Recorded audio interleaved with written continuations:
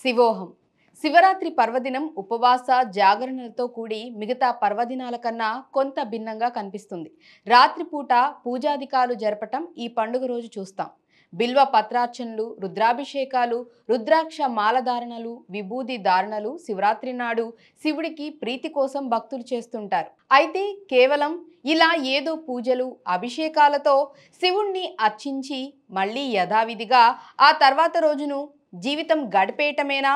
మరి ఈ పండుగ వల్ల ఏదైనా ఇతర ప్రయోజనం ఉందా అని కాస్తంత హేతుబద్ధంగా ఆలోచిస్తే ఉందనే సమాధానమే కనిపిస్తుంది. ఈ సమాధానానికి ఉదాహరణగా లింగ పురాణంలో ఓ చక్కటి కథ ఉంది.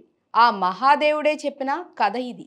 సాక్షాత్తు ఆ పరమేశ్వరుడే శివరాత్రి వ్రత ప్రభావాన్ని పార్వతీదేవికి ఈ కథ ద్వారా చెప్పారు. పూర్వం ఓ పర్వత ప్రాంతంలో ఓ బోయవాడు ఉండేవాడు. ఉదయాన్నే వేటకు వెళ్ళటం, సాయంత్రం కాలానికి ఏదో ఒక మృగాన్ని చంపి దానితో తన కుటుంబాన్ని పోషించటం అతడి దినచర్య. అయితే ఓ రోజు ఉదయమే వెళ్ళిన ఆ బోయవానికి చీకటి పడే వేళైనా ఒక్క జంతువు దొరకలేదు. దాంతో అతడు నిరాశగా ఇంటి ముఖం పట్టాడు.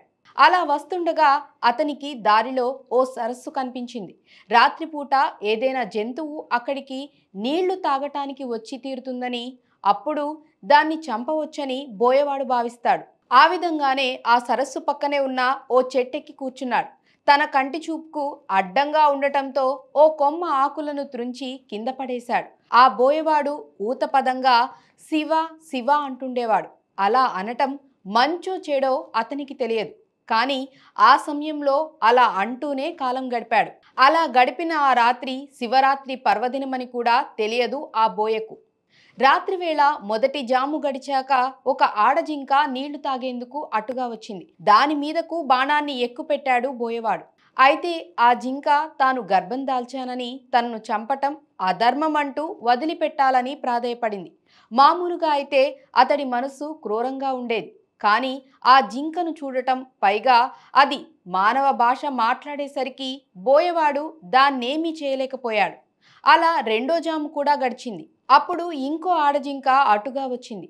దాన్ని సంహరించాలనుకునే లోపే అది కూడా మానవ భాషలో తాను తన భర్తను వెతుక్కుంటూ విరహంతో కృశించి ఉన్నానని, పైగా బక్క చిక్కిన తన శరీర మాంసంతో అతడి కుటుంబానికి ఆకలి తీరదంటూ విడిచిపెట్టమని ప్రాధేయపడింది. ఒకవేళ మరి కాసేపటి దాకా ఏ జంతువు దొరకకపోతే తానే తిరిగి వస్తానని, అప్పుడు సంహరించమని వేడుకుంది. మొదట కనబడిన ఆడజింక కూడా అలాగే పలికిన సంగతిని గుర్తుకు తెచ్చుకొని బోయ ఆశ్చర్యపోయాడు. మూడవ జాము గడిచేసరికి ఒక మగజింక అతడికి కనిపించింది. దాన్ని బాణంతో కొడదామని అనుకునేంతలోపే ఆ మగజింక కూడా మానవ భాషలో మాట్లాడింది. రెండు ఆడజింకలు ఇటుగా వచ్చాయా అని బోయను అడిగింది. బోయవాడు వచ్చాయని, తనకు ఏ జంతువు దొరకకపోతే ఆహారంగా తామే వస్తామని కూడా తనకు చెప్పినట్లు బోయవాడు మగజింకకు చెప్పాడు. అప్పుడు ఆ మగజింక అయితే ఆ రెండు జింకలను ఒకసారి చూసుకొని వస్తానని, అప్పుడు తనని సంహరించమని పలికి వెళ్ళింది. ఇంతలో నాలుగో జాము కూడా గడిచి సూర్యోదయం సమయం దగ్గర పడింది.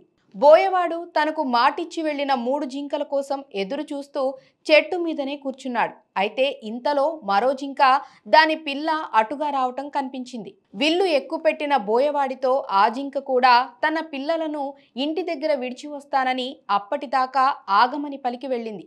మరికొద్దిసేపటికి నాలుగు జింకలు బోయవాడికిచ్చిన మాట ప్రకారం సత్యనిష్టతో అతడి ముందుకొచ్చి ముందుగా తన్ను చంపమంటే తనను చంపమని ప్రాధేయపడ్డాయి. ఆ జింకల సత్ప్రవర్తన బోయవాడిలో పరివర్తనను తీసుకువచ్చింది. ఆ రాత్రంతా అతడు కూర్చున్నది మారేడు చెట్టు కావటం, అతడు తెలియకుండానే శివ శివ అనే ఊత పదంతో శివనామస్మరణ చేయటం, తన చూపుకు అడ్డం వచ్చిన మారేడు దళాలను కోసి కింద పడివేయటం చేశాడు బోయవాడు.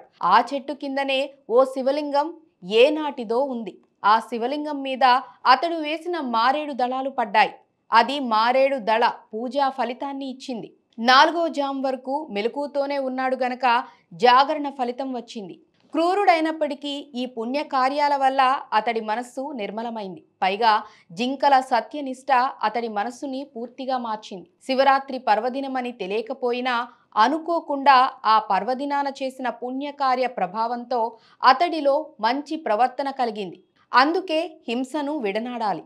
ఆ జింకలు కూడా సత్యనిష్టతో ఉండటంతో పరమేశ్వర అనుగ్రహంతో ఆకాశంలో మృగశిర నక్షత్రంగా మారాయి. ఆ నక్షత్రానికి వెనుక ఉజ్వలంగా ప్రకాశిస్తూ లుబ్ధక నక్షత్రం అనే పేరున బోయవాడు నిలిచిపోయాడు.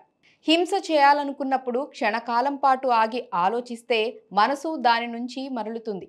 బోయవాడు జింకలను చంపాలనుకోవటంలో చేసిన కాలయాపన అతడిని చివరకు అహింస ధర్మాచరణ మూర్తిగా నిలిపింది. సత్యధర్మ పరాయణులు, అహింసా మార్గాన్ని అనుసరించిన వారు సుస్థిర కీర్తితో నిలిచిపోతారనే ఓ సామాజిక సందేశం ఈ శివరాత్రి కథలో కనిపిస్తుంది. ఓం నమ శివాయ.